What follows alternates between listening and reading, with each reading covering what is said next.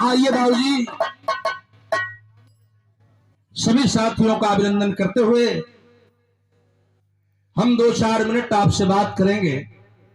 सबसे पहले उस आत्मा को सत सत नमन करता हूं, कोट से नमन करता हूं जो हमारे बीच में नहीं है। पूज्य पिताजी अमरजीत बाबू के नाना जी की आत्मा जहां हो, परमात्मा उस आत्मा को शांति दे।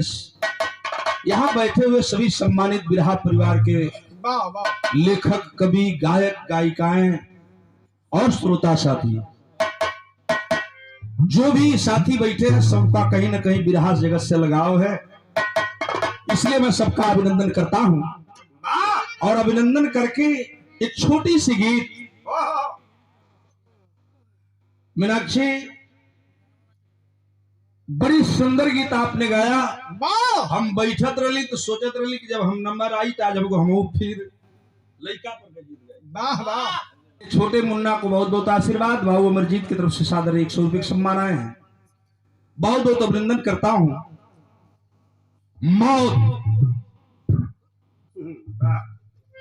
मौत एक शब्द ऐसा है कि मौत शब्द आते ही कलेजा कांप जाता है। हम छोड़ रही ओस में बताई कि धरती पर केवल 3 चीज सत्य है, कौन कौन? मां, मौत और ईश्वर। लेकिन इसमें भी मां को अटल सत्य माना गया। क्या बात है दिनेश बाबू, मां ही अटल सत्य है। जो जन्म देता है वो मां होती है। गंगा माई, गौ माई, धरती माई, हमार माई, आप कमाई, दुनिया कमाई, संसार कमाई। जे जन्म देहलू माई हो गल, आज जे जन्म लेहल सैनी बाबू, यही अटल सत्य है माननीय पांडे जी, कि जो जन्म लिया उसे मरना अटल सत्य है। तीसरा सत्य ईश्वर को कहा गया, लेकिन ईश्वर सत्य नहीं होता। देखा नहीं है, इसलिए कि ईश्वर को किसी ने देखा नहीं। लोग बतौलों कि हई फोटो है, के हो, राम हुआ, हई कृष्ण हुआ, हई विष्णु हुआ, हई शंकर हुआ, तो फोटो देख के हमने कल्पना कर लिया कि ये फला भगवान हुआ, ये फला भगवान हुआ, तो के हम भगवान मान लेंगे। मोनू बाबू के सुपुत्र मुन्ने को बहुत बहुत धन्यवाद, हार्दिक बधाई। गौर करेंगे, इसलिए ईश्वर सत्य से परे है, ईश्वर निराकार है, किसी ने देखा नहीं मेरे बाबूजी, इसलिए हम ईश्वर को सत्य नहीं मानते। चौथा सत्य कहल गल पिता को। बिंदु सुने लग चीज है, तनी दिमाग लगावा। चौथा सत्य कहल गई पिता को, लेकिन पिता सत्य नहीं होता। राम बलम बाबू, पिता तो विश्वास की चीज होता है। क्या बात है? लोग कहो ना कवि जी कि हई फलाने तुहार बाप हुआ, तो राम मोहन बाबू हम तब जानिला कि ये मने हमरे ये बाप हुआ, तो लड़का उनके दादा कहेला, हई लोग बतावला कि ये तो चाचा हुआ, तो लोग चाचा कहेला। ये लिए पिता भी सत्य नहीं होता है, वो भी विश्वास की चीज होता है। और दुनिया में कोई सत्य है तो केवल 2 चीज है, पहली सत्य मां और दूसरा सत्य मौत। मौत मीनाक्षी, ये मौत आई कैसे? बहुत विचारी विषय है। पृथ्वी पर जब जब जिस चीज की जरूरत पड़ी तब तब वह चीज मिला, लेकिन मौत कहां से आई? कहां से? अब हम 5-7 मिनट में बताइए कि मौत कैसे आई। वाह वाह। जौना में नाना भी गईलो, चाचा भी गई, हमरो दादा गईलो, हमार माइयो चल गई, कहियो ये दुनिया के लोग सब पारा पारी जाई, ये सही। कभी जी एगो तरज बा, कहां स्वर बा आपका? हाँ ठीक है, चलिए आइए। अर्थ का लाइन है बा मास्टर हमारा गीत के वाह वाह कि पिया मोर कुंवर कन्हैया पिया मोर कुंवरा कन्हैया बुलावा बसुरिया बजाए के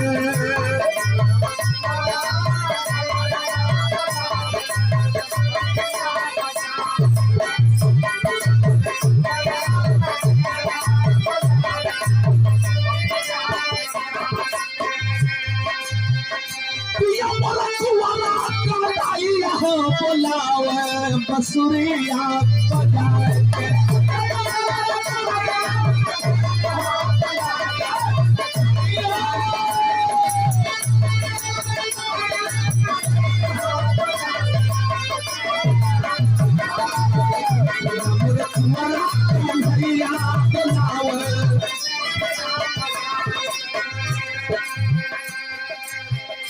अरविंद बाबू जब हमर लड़का रही तावा पर कैसेट बजे बिरहा जगत में यूट्यूबर साथी बैठे हैं गौर से बोल रहा है गौरी शंकराचार्य बिरहा जगत के भाइयों कमेंट करते हो आप लेकिन बिरहा जगत में जब तावा की कैसेट चली थी बिरहा के कलाकार सर समाज के हुए लेकिन सबसे पहले अगर किसी की कैसेट आई थी बिरहा जगत के कलाकारों में तो उस महाविभूति का नाम था माननीय राम सेवक सिंह जो बिरहा में पहली कैसेट तावा की आई थी। इसलिए मैं एक बात बता माननीय कोटेदार साहब हर्षाटार से बहुत देर मेहरारू का गीत हम सुन ले रही आप लोग कुछ सुन रहा अंगना में पड़ला फूहरवा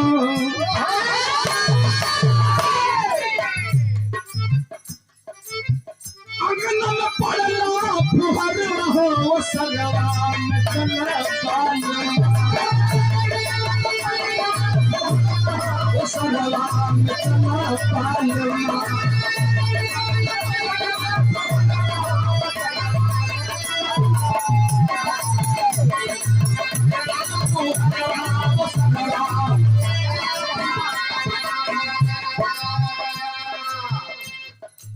मौत शब्द कितना भयानक है मेरे बाबूजी यह मौत रूपी चीज धरती पर आई कहां से हम अपना गीत के माध्यम से श्रद्धांजलि देते हुए एक लाइन बताने जा रहा हूं सम्मान भरा पुरस्कार सैन्य म्यूजिक के सदस्य क्षेत्र पंचायत में इतने बिरहा सुनने वाले श्रोता बैठे हैं और बाबूजी थोड़ा सा कल्पना कर लेंगे कि अगर धरती पर मौत नहीं होती तो फिर धरती का रूप कैसा होता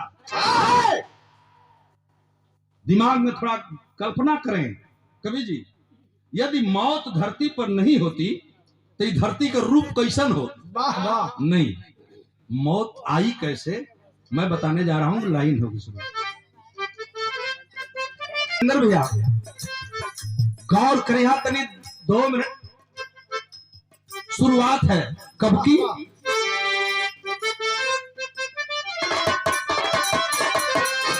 कि सृष्टि का भइले रचनवा सृष्टि का भइले रचनवा हो पयनवा पुरनवा बतावा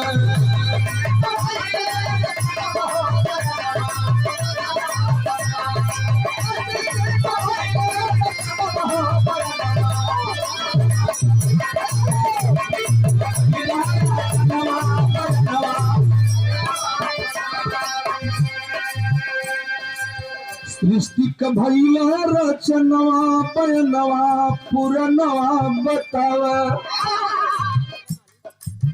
कहीं कहीं वेद बताता है शास्त्र बताता है कि जब सृष्टि की रचना की गई तो आज देव ब्रह्मा विष्णु शंकर तीनों देवताओं ने मिलकर के सृष्टि की रचना किया सबसे पहले मनुष्य रूपा को पैदा किया गया यह पुराण बताता है और वही विज्ञान बताता है कि नहीं सृष्टि की रचना मनु स्तूपा से नहीं हुई सृष्टि की रचना विज्ञान से हुई, जल से हुई, यानी जल से जीव की उत्पत्ति हुई। यह विज्ञान में हमको पढ़ाया गया है।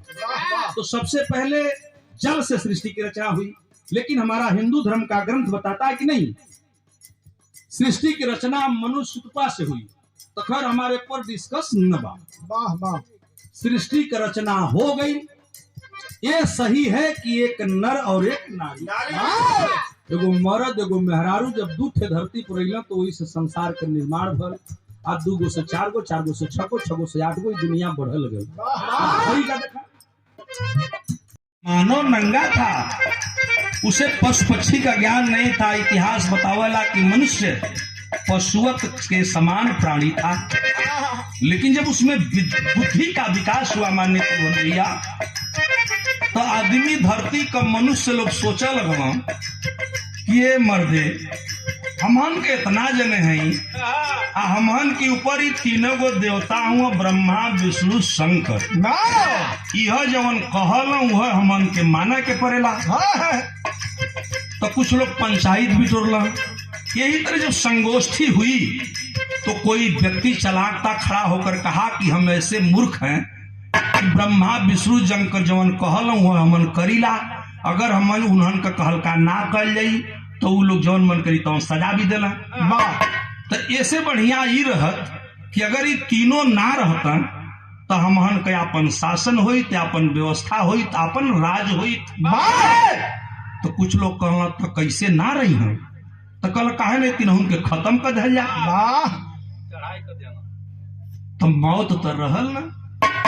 लेकिन मनुष्यों के दिमाग में आया कि हम ब्रह्मा विष्णु शंकर को खत्म करेंगे। एक बेर पत्थर का भदौड़ा हथियार रहल, इतना नुकीला न रहल मीनाक्षी, पिट दे मारा, पिट दे ससुर मर गई। ये कुल थोड़ा रहल। जौने पौलस लेके लोग पहले ब्रह्मा के मारे बदे दौड़ल, अब ब्रह्मा भागे लगल, मनुष्य पीछा कर लेला। अब गौर करब, ब्रह्मा जी भागत हुआ, आदमी पुखियावत हुआ। आज जब पहली बार ब्रह्मा पर लोग चढ़ाई किए तो ब्रह्मा के कोनो उपाय न लुका, खाली भागा या आदमी मनुष्य पुखियावा। भैल का बिरह गीत बड़ी गजब हो का भाई। मन बलशाली उद्धव लाल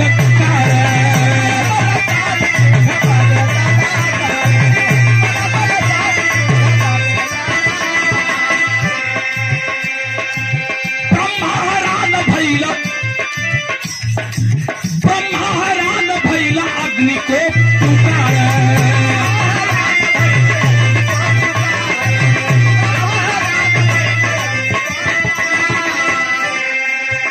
चढ़ाई कर दिए। जब धरती के मनुष्य ब्रह्मा पर चढ़ाई कर दिए ब्रह्मा को मारने के लिए, ब्रह्मा केवल भाग रहे थे, दूसरी कोई उपाय तो थी नहीं। भागत जाए लोग पुकियावत जाए।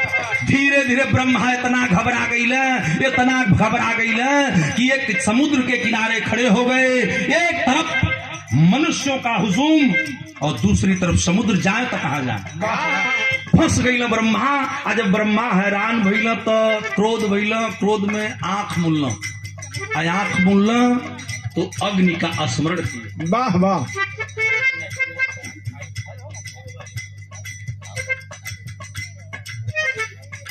ये बहुत बड़ा बिरहा दंगल।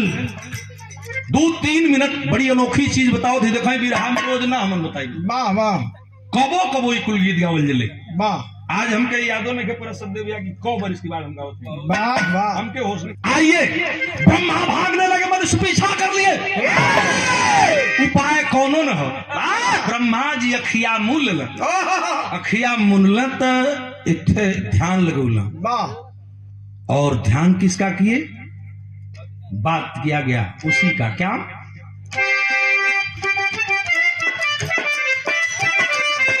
मन बलशाली युद्ध बदलल कार, ब्रह्मा हैरान भइल अग्नि को।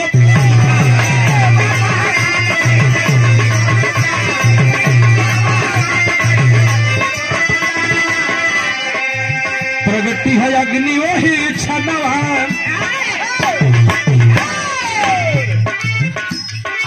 अली है अग्नि वही छनवा, बयनवा पुरनवा बतावे।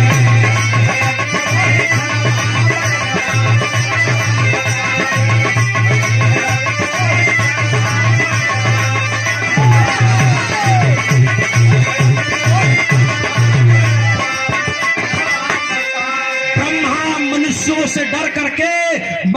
से डर करके ब्रह्मा ने अग्नि का स्मरण किया और अखिया से ज्वाला निकलल, वो अग्नि रूपी एक लपट बन गई।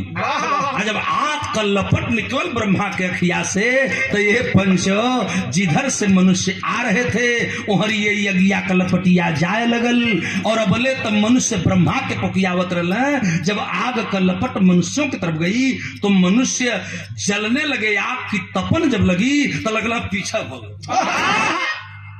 अब पीछा भागने लगे, भागाए के गिरिहों एक पर एक, और जितना मनुष्य पीछे हटने लगे उतना ही ब्रह्मा के आंखों की ज्वाला और क्रोधित होने लगी।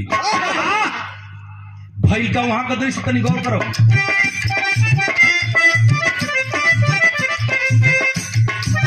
पीछा कली अग्नि साप मनई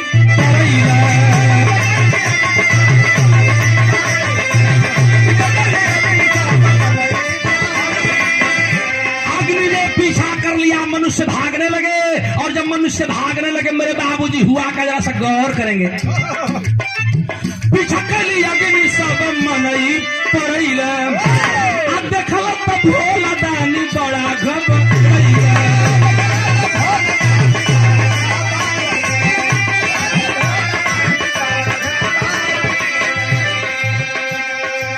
फेकल त्रिशूल वही छनवा, भगवान भोलेनाथ घबरा गए। भोलेनाथ जौना सृष्टि के हमन इतना जतन से बनौली, एक बार नहीं कई बार सृष्टि की रचना की गई और कई बार विनाश हुआ। जी ग्रंथ बताता है कि एक बार न कई बार सृष्टि की रचना भई रही और कई बार विनाश भई। भगवान भोलेनाथ कहो कि इतना परिश्रम से फिर हमन सृष्टि के रचना कैली, आ लगत है कि ब्रह्मा कब जला दी हो, पूरा पृथ्वी का जीव जंतु सब जर जाई, पृथ्वी का नाश हो जाई। तो भगवान भोलेनाथ कहल तुरंत एगो काम कर दिल ना, फेकल त्रिशूल वही छनवा पलनवा पुरनवा बतावा।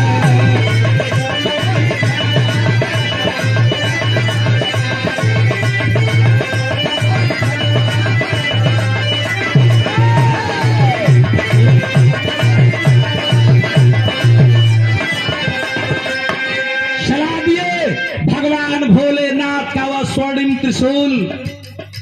अब यही बिरहा सुनने वाले श्रोता बंधु जरा सा गौर करेंगे।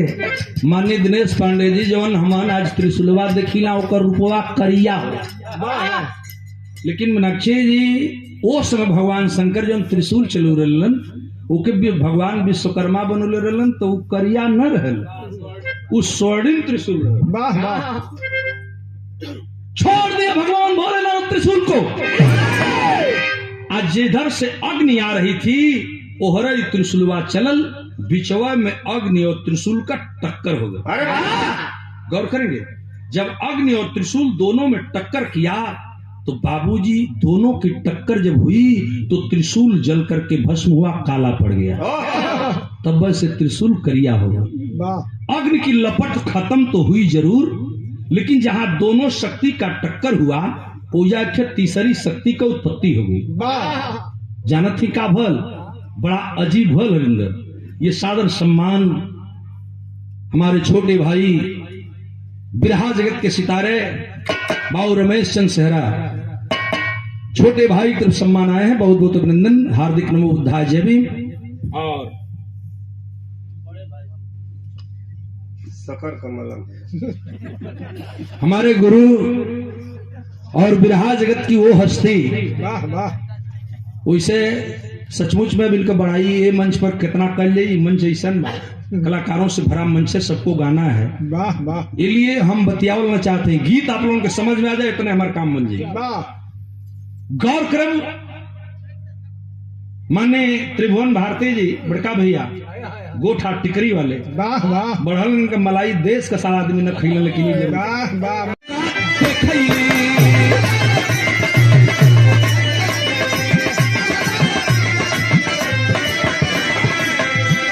तीन रंग की वह लड़की जब प्रकट हुई मेरे बाबूजी हाथ जोड़ करके खड़ी हो गई। आज जो ही खड़ा है चारों ओर ताकत है कहू लौकत है न, तो ले इन्हें से भगवान भोला, इन्हें से ब्रह्मा, दोनों जन लप दो हाजी लड़किया हाथ जोड़ के कहला सरकार हमें क्यों प्रकट किए हैं, क्यों बुलाए मुझे? भगवान भोलेनाथ का दिमाग जब उस बच्ची की तरफ गया तो सर पर हाथ रखे और वही लड़की का नाव धैला। अब इन गौर करो, खाली अब हम नाव बताओ थे, देखा बड़ी अजीब चीज बता रहा हूं। वही लड़की का नाम भगवान भोलेनाथ दर्शो वही नामकरण होता कि भोला धैला मौत जे करे नमवा। बच्ची तेरा नाम मौत है। चलो ठीक, मौत कहा चाहे जौन मन करे तो हम कहा बहुत बढ़िया स्वीकार हो। कल हमार काम का हो, का करे खातिर बोलूला लोग, तब भोलना बताओ तुम। भोला धैला मौत जकर नमवा बयानवा पूरा नवा बतावे।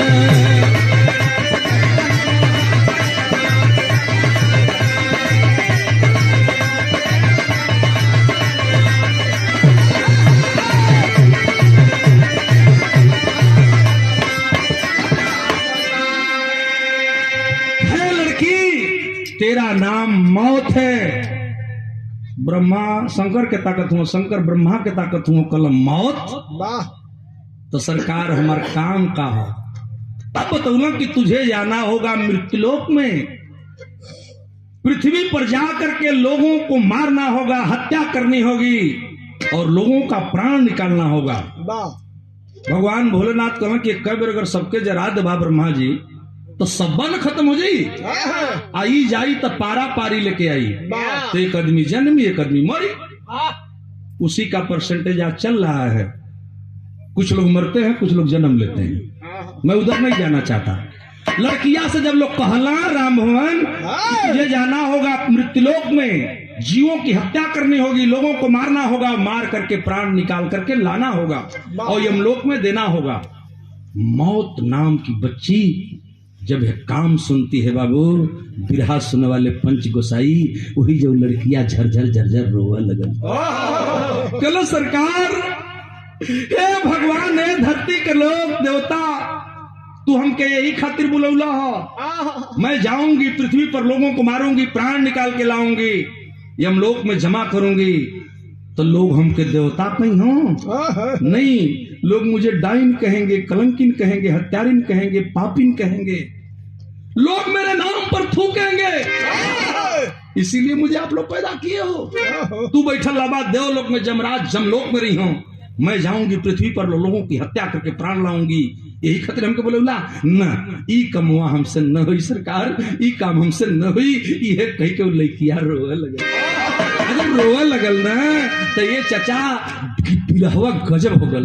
जब लड़कियां रोवे लगल तो ब्रह्मा जी शंकर के ताकल गो, शंकर जी ब्रह्मा के। अब का होई तो कैला लोग का तनी हब दे देखा कि आखिया कयास ब्रह्मा अजूरी में रोकला। लड़किया रोवे लगल कि ई काम हम ना करब, ये लिए कि जब हम लोगन के मार के प्राण निकालब तो लोग हमके गाली दी हैं, मरी हैं, तो हम ना करब। तो कल के लड़की तू इसीलिए न रो रही है, शांत हो जा, मत रो। वो समय भगवान भोलेनाथ और ब्रह्मा ने किया क्या गजब लाइन है, बिरहा के आखिरी तक में कि अखिया कयास ब्रह्मा अजूरी में रोकला, कलंक छोड़ावे पदे पृथ्वी पर।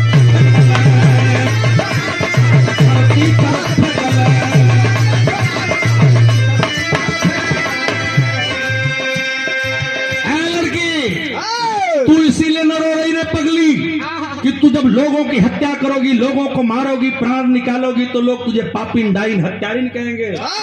लेकिन ले, मैं ऐसी उपाय कर रहा हूं कि न कोई तुझे पापिन कहेगा, न कोई हत्यारिन कहेगा, न कोई तुझे डाइन कहेगा, न कलंकिनी कहेगा। जवन असूया ब्रह्मा जी हथवा में रोकले रहला, ओके मृत्युलोक पर छिड़क देला। कल जा अपना काम करो, आज के बाद तुझे कोई हत्यारिन पापिन नहीं कहेगा। कल कि तब एकर का मतलब ई कवन दवाई छिड़क देला है कि लोग हमके पापिन ना कही हैं। तब भगवान भोलेनाथ समझलो कि जानती हो जो आग का आंसू जमीन पर गिरा है, आज के बाद धरती पर जब कोई व्यक्ति मरेगा तो यह आंख का आंसू मौत का कारण बनेगा।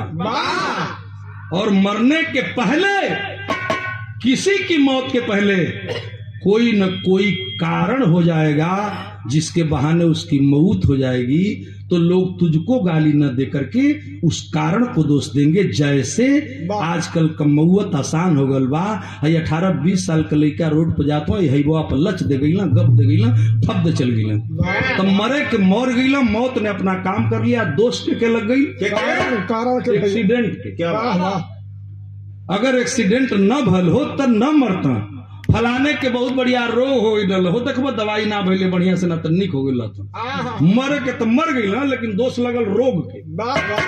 फलाने का मौत बड़ी नीक है, जात रहो मैदान होके ना, तो उड़ूक लगे तो गिर गो मर गो।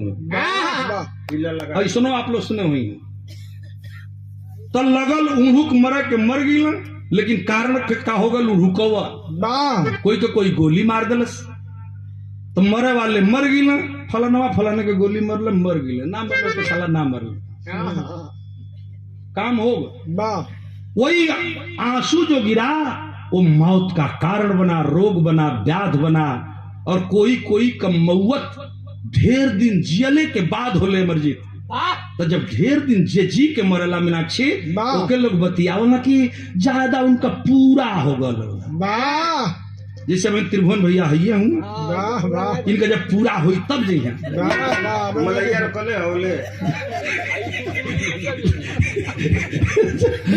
मने अब लोग कहना कि मने पूरा हो जब तब जी है कुल बोला। मैं बात समझे, हंस के टहरले के मतलब ये मजाक में बदली भैया हो। मरने के पहले कोई न कोई कारण होता है। देखो बात हमारा नोट कर लिया मीनाक्षी, तोहरे लोगों खातिर बड़ी अमूल बात हम बताओ थी। कोई व्यक्ति जब मर जाता है अरविंद बाबू, तो आज भी माई बहन बेटी बैठल नहीं, हमारे गीत सुनती, गायिकाएं तमाम बैठी हैं, आज भी लोग पड़ोस में जब रोवे लगी हैं औरत बैठ के, उन्हें टिकठी उठी सजा लगी, नहवावे धोवावे लोग लगी हैं, तो में कोनो कहीं में ररुआ ना कि देखबू हो कई दिन से कई रंग का सपना लौकत रहा, मार लाल पियर करिया कैसन कैसन कई रंग का सपना लौकत रहा। तो वो 3 रंग की लड़की मौत के रूप में जब अपना काम करने के लिए आती है बाबू, तो सब कुछ भूल जाता है, और एक न एक दिन वो मौत लेके चली जाती है। दोष लगता है कारण को, ये है मौत, और इसमें सबको जाना है। हम हो ये दुनिया के लोग हम सब जाई, का जानी शंकर रही जा तो हमसे मतलब न रहे। अब गौर करें, बिरहा हमारा आखिरी होगा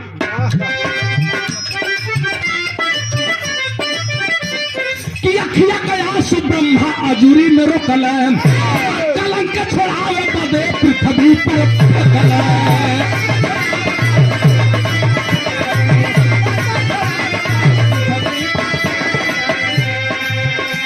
अरे भयल जवन मौत के करनवा बयनवा पुरनवा बतावे।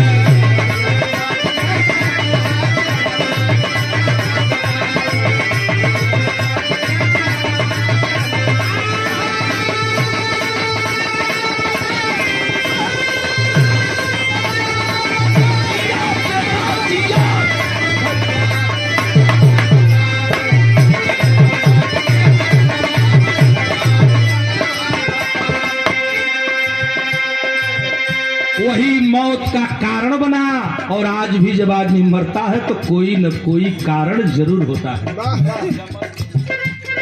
इसलिए मैं आखिरी लाइन आपको बता दे रहा हूं, तभी से जब जब जौना चीज की जरूरत पड़े भगवान विश्वकर्मा या आदि देवों ने दिया पृथ्वी पर, लेकिन तभी से जमल मृत्यु लोकवा में मौत का पयरिया।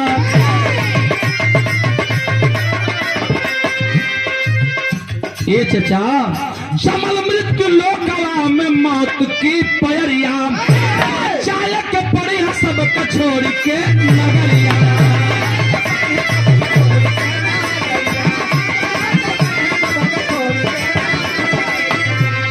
आचार्य गौरी शंकर आचार्य गौरी शंकर के कहनवा बयनवा पुरनवा बतावे।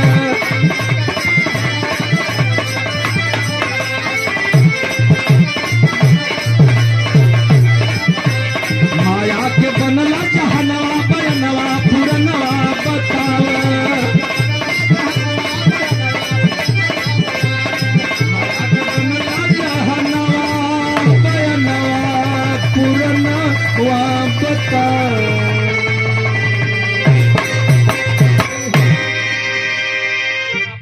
बहुत बहुत सम्मान